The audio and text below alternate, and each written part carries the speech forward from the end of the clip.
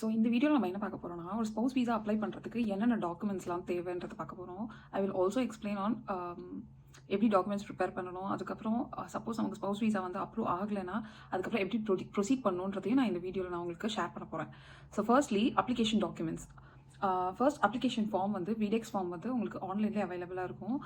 நீங்கள் வந்து india.diplo.de வெப்சைட்டில் போயிட்டு உங்களோட சர்வீஸில் வந்து வீசா சூஸ் பண்ணிங்கன்னா அதில் வந்து ஸ்பௌஸ் வீசாக்கான செக்லிஸ்ட் போயிட்டு அதுலேருந்து டவுன்லோட் பண்ணிக்கலாம். ஸோ அப்ளிகேஷன் ஃபார்ம்ன்ற இடத்துல வந்து அது வந்து கிளிக்கபிள் லிங்காக தான் இருக்கும். அதில் வந்து விடெக்ஸ் ஃபார்ம் ஆன்லைன்லேயே ஃபில் பண்ணிவிட்டு தென் நீங்கள் அதை வந்து பிரிண்ட் அவுட் எடுத்துக்கோங்க. இதுதான் ஃபர்ஸ்ட் டாக்குமெண்ட் அந்த இடம். அதுக்கப்புறம் வந்து டிக்ளரேஷன் ஃபார்ம் வந்து அதுலேயே அவைலபிளாக இருக்கும். அதுவும் ஃபில் பண்ணணும். தென் இப்போ வந்து ஒரு ஸ்பெசிஃபிக்காக ஒரு கொஷினர் வந்து என்னென்ன ரிச்சுவல்ஸ்லாம் மேரேஜில் இருந்துச்சு, மேரேஜ் எந்த இடத்துல நடந்துச்சு, 2 பேத்துக்கும் மேரேஜ் ஆகும்போது என்ன ஏஜ், ஸோ நிறைய டீட்டெயில்ஸ் வந்து அதை ஃபில் பண்ணுற மாதிரி அந்த கொஷினர் வந்து கேட்டிருக்காங்க. ஸோ அந்த கொஷினரே ஃபில் பண்ணிக்கோங்க. தென் உங்களோட 2 பயோமெட்ரிக் பாஸ்போர்ட் ஃபோட்டோஸ். இப்போது ஜெர்மன் வீசாவோட ஸ்பெசிஃபிகேஷனுக்கு ஏற்ற மாதிரி அந்த 2 வந்து biometric passport. You will definitely need your photos. அவங்க வந்து ஃபோட்டோ ஆல்பமே கண்டிப்பாக கேட்குறாங்க. அண்ட் தென் இதுதான் வந்து ரிலேஷன்ஷிப் டாக்குமெண்ட்ஸ். அதுக்கப்புறம் இது வந்து சப்போஸ் உங்களோட மேரேஜ் சர்டிஃபிகேட் வந்து உங்களோட ரீஜனல் லாங்குவேஜில் இருக்குனாக்கா then the German translation of that certificate is needed. அதில் வந்து நோட்ரியோட சீல் சிக்னேச்சரோட வந்து அது வந்து இருக்கணும். ஸோ நீங்கள் அந்த ட்ரான்ஸ்லேஷனையும் கொஞ்சம் பிஃபோர் ஹேண்டாக அரேஞ்ச் பண்ணிக்கோங்க. தென் ஸ்பௌஸ் இப்போ ஜெர்மனியில் வேலை பார்த்துட்ருக்காங்க, உங்களோட ஸ்பௌஸோட டாக்குமெண்ட்ஸ்லாமும் வேணும். ஸோ ஜெர்மனியில் வேலை பார்த்துட்ருக்க ஸ்பௌஸோட ஜெர்மன் பாஸ்போர்ட், எம்ப்ளாய்மெண்ட் கான்ட்ராக்ட்டும் கண்டிப்பாக கேட்பாங்க. இது 2 ரொம்ப இம்பார்ட்டண்டான டாக்குமெண்ட்.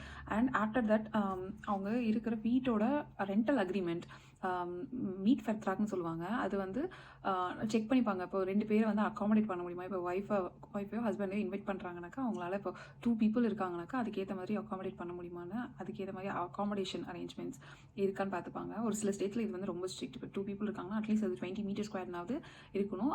கால்குலேட்டிங் அட்லீஸ்ட் 9 to 10 m² per personன்றது வந்து லா ஒரு சில ஸ்டேட்ஸில்.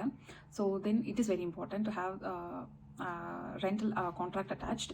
அண்ட் ஃபைனான்ஷியல் டாக்குமெண்ட்ஸ்க்கு வந்தோம்னாக்கா ஸோ சஃபிஷியன்ட் ஃபண்ட்ஸ் இருக்குது அப்படின்றதுக்கு அது வந்து ஐதர் ஸோ பப்ளிக் ஃபண்ட்ஸில் வந்து நாங்கள் டிபெண்ட் ஆகி இல்லை அப்படின்றத சொல்கிறதுக்கு ஸோ அந்த பே ஸ்லிப் நம்ம அட்டாச் பண்ணியிருக்கோம், ஸ்பௌஸோட பே ஸ்லிப். தென் உங்களுக்கு இன்சூரன்ஸ், ட்ராவல் ஹெல்த் இன்சூரன்ஸ் வந்து அவங்க கன்சல்ட் வெப்சைட்லேயே அவங்க வந்து லிஸ்ட் பண்ணியிருக்காங்க. ஸோ அந்த ட்ராவல் ஹெல்த் இன்சூரன்ஸில் ஏதோ ஒன்று எடுத்துக்கோங்க. தென் அப்புறம் பார்த்தீங்கன்னா லாங்குவேஜ் ரெக்யர்மெண்ட்ஸ். ஸ்பௌஸ் வீசாக்கு வந்து A1 ஜெர்மன் வந்து it is very important to have it completed.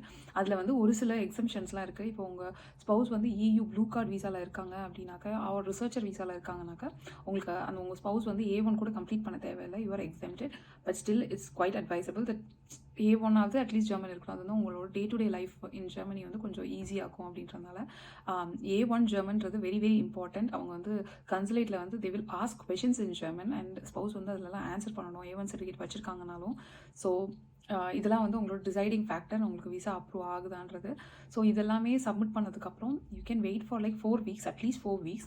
அதுக்கப்புறம் வரலைன்னா you can mail them or call பண்ணி கூட கேட்கலாம் நீங்கள் கன்சுலேட்டுக்கு. ஆக்சுவலாக தே வில் டெல் 12 weeks நீங்கள் வெயிட் பண்ணணும். மோஸ்ட் ஆஃப் த டைம் இது எந்த பிரச்சனையும் இல்லை அப்படிங்கும்போது இந்த டாக்குமெண்ட்ஸ் எல்லாம் எல்லாமே ஓகே அப்படின்னாக்கா அவங்க வந்து 4 weeksலேயே மோஸ்ட்லி அப்ரூவ் பண்ணிடுவாங்க. சப்போஸ் 12 weeks அப்புறமும் எந்த ரிப்ளையும் வரலன்னா நீங்கள் கால் பண்ணி கேளுங்க ஆர் எல்ஸ் மெசேஜ் பண்ணி கன்சுலேட் ஃபார் எக்ஸாம்பிள் சென்னைக்கு வந்து அவங்க வெப்சைட்டில் கொடுத்துருக்க மெயில் ஐடிக்கா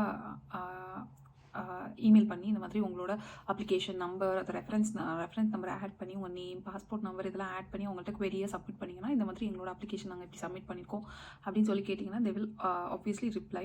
சப்போஸ் அப்படியும் உங்களுக்கு ரிப்ளை வரலைனாக்கா you can book any appointment. இப்போ நெக்ஸ்ட் அப்கமிங் டேட்டில் என்ன அப்பாயின்மெண்ட் அவைலபிளாக இருக்கும். ஃபார் எக்ஸாம்பிள் லாங்குவேஜ் கோர்ஸ் வீசாக்கெலாம் இருக்கிற அப்பாயின்மெண்ட் வந்து எப்போதுமே ஃப்ரீயாக தான் இருக்கும். நீங்கள் கன்சுலேட்டில் டைரெக்டாகவே போகலாம்.